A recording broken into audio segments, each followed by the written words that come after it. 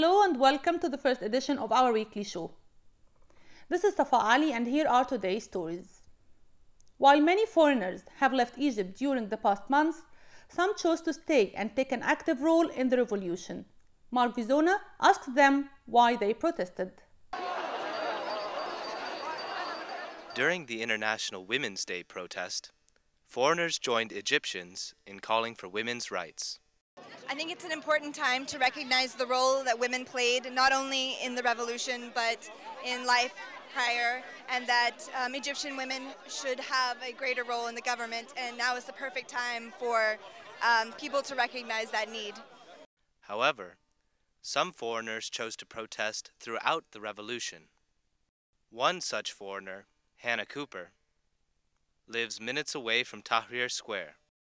She not only watched the protests, but left her apartment to join the protesters.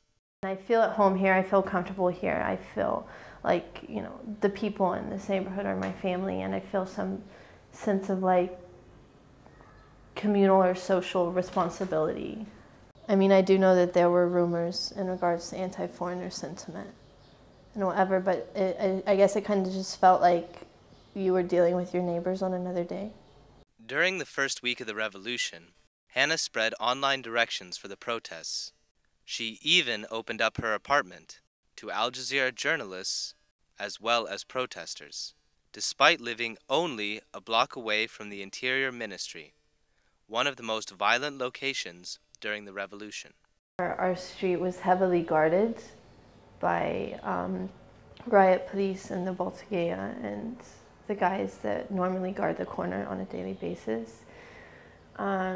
So it was definitely surreal to kind of see them preparing, I guess. Other foreigners who stayed in Egypt did not join the protests.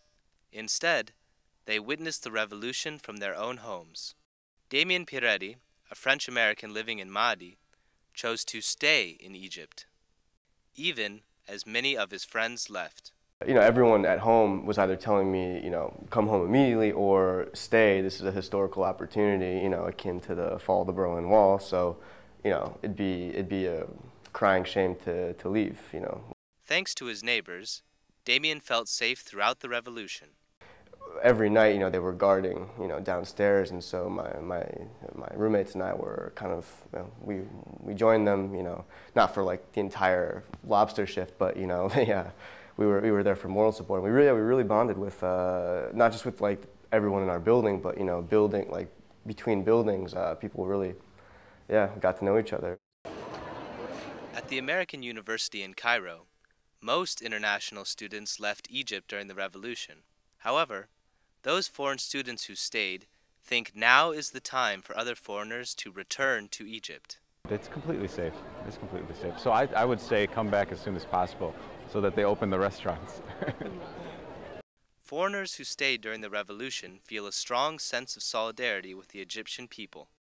Even as the political situation remains unstable, these foreigners are happy to still be here. Although many foreigners have left Cairo, those that remain, including myself, will continue to remain here not just because it's safe, but because they consider Cairo their second home. This is Mark Vizona for AEC TV, Cairo. The United States' reaction towards the Egyptian revolution before Mubarak stepped down was vague and unsupportive. But once the president stepped down, their position shifted and showed great support. Mubarak's already decided he's not running for re-election again. His term is up this year. And what we've said is, let's make sure that you get all the groups together in Egypt, let the Egyptian people make a determination. What's the process for an orderly transition?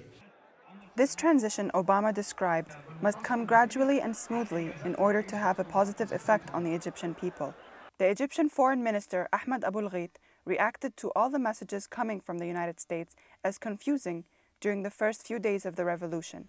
I was often angry and infuriated. But through discussions with the administration, I think now we have an administration that understands exactly the difficulties of the situation and the dangers and the risks that are entailed in a rush towards chaos without end. The US administration started to have straightforward messages towards the revolution after Mubarak stepped down. Very few moments in our lives where we have the privilege to witness history taking place. This is one of those moments. This is one of those times. The people of Egypt have spoken, their voices have been heard, and Egypt will never be the same.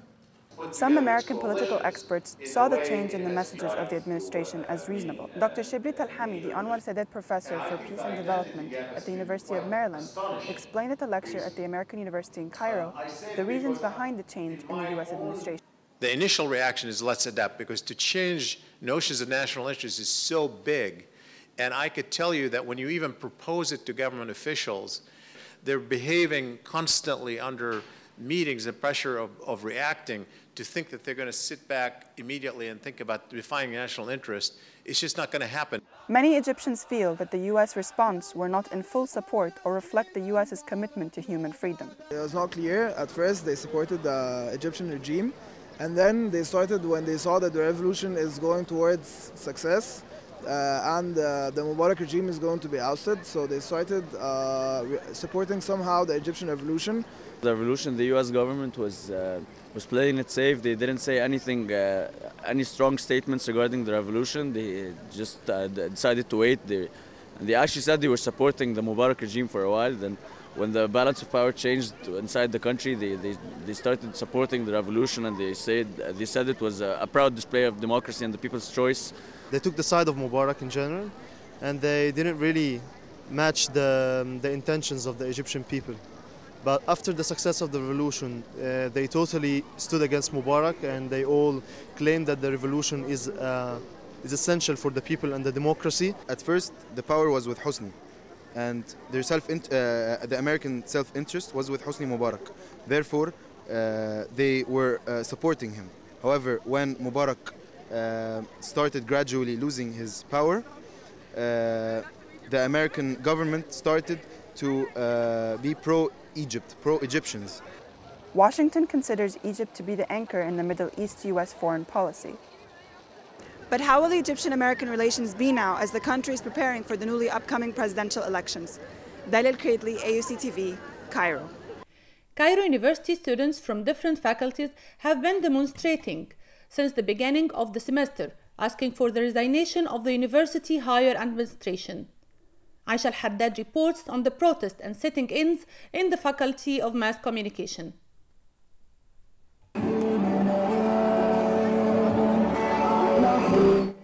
Tahrir Square revolutionary scenario is happening again, this time at Cairo University. Students began their semester with protests and sit-ins, demanding the removal of the appointed university administration. But no one is answering their question. كنا قدمنا مجموعة مطالب، كان أول مطلب فيها رحيل رئيس الجامعة دكتور حسام كامل فوراً. تاني مطلب كان رحيل كل العمداء والوكلاء ورؤساء الأقسام لأنهم سببوا في فشل العملية التعليمية وتدمير الحياة الجامعية داخل الجامعة. ثالث مطلب كان تشكيل هيئة مستقلة من أعضاء هيئة التدريس، كان دورها هيبقى حاجتين: الإشراف على الجامعة في وضع رحيل حسام كامل ووضع آلية لاختيار القيادات الجامعية. The military interfered, trying to convince protesters to stop sit-ins, but students refused to adhere.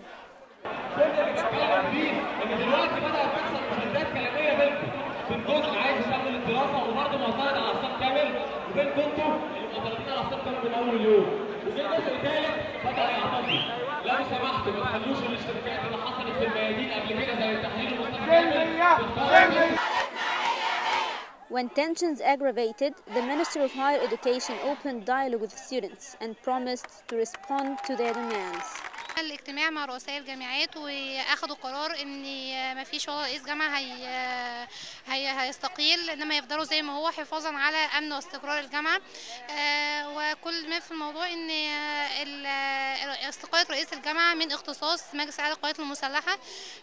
فاحنا دلوقتي يعني الاعتصام زي ما هو تاني، لان احنا لا نتنازل عن مطالبنا خالص. While students here at the University Dome hold and continue their sit-in, depending on their negotiations with the Minister of Higher Education, mass communication students stay day and night in front of their faculty, demanding the resignation of their dean.